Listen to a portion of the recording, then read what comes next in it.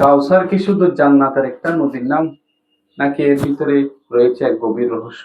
চলুন বন্ধুরা, আমরা যাই আজকে পবিত্র কোরআন হাকিমে সূরা কাউসারের যে আল্লাহ তাআলা কাউসার শব্দটা ব্যবহার করেছে, সেই কাউসার নিয়ে আমরা আজকে বিশ্লেষণ করব। কাউসারের অর্থগত দিক হচ্ছে আধিক্য। আল্লাহ রসুলকে আল্লাহ তাআলা যে বিশেষ নিয়ামত মর্যাদা দান করেছে, উম্মতের মর্যাদা, সাফায়াতের মর্যাদা, নবুয়তের মর্যাদা, মকামে মাহমুদ ইত্যাদিতে যে আধিক্য দান করেছে সবকিছুতে, সেটা বোঝাতে এখানে আল্লাহ তাআলা কাউসার শব্দ ব্যবহার করেছে। এখন আমরা যদি কাউসারের বৈশিষ্ট্যের দিকে যাই, কাউসার হচ্ছে এমন একটা নদী যেটা জান্নাতে অবস্থানরত।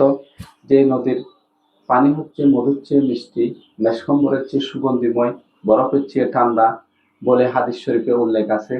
যেই নদীর দুই পারে রয়েছে অসংখ্য হীরা জহরতের মতো পাথর, যে নদীর দুই তীরে রয়েছে অসংখ্য থালা, যে থালাতে করে আল্লাহ রসুল সাল্লাল্লাহু আলাইহি ওয়াসাল্লাম কাল কিয়ামতের ময়দানে তার উম্মতকে পানি পান করাবে।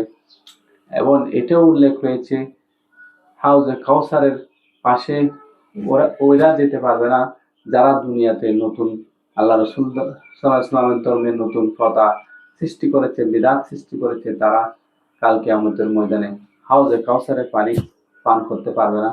এবং সর্বপ্রথম কারা এই হাউজে কাউসারের পারে অবস্থান করবে সেটাও বর্ণনা রয়েছে হাদিসে। আল্লাহ রসুল এবং আল্লাহ রসুলের পরিবার হাউজে কাউসারে থাকবে, তারা সমস্ত আল্লাহ রসুলের উম্মতকে ওখান থেকে পানি পান করাবে বলে এরকম একটা বর্ণনা এসেছে। ধন্যবাদ সবাইকে, সবাইকে আমল করার তৌফিক দান করো। আসসালামু আলাইকুম ওয়া রাহমাতুল্লাহ।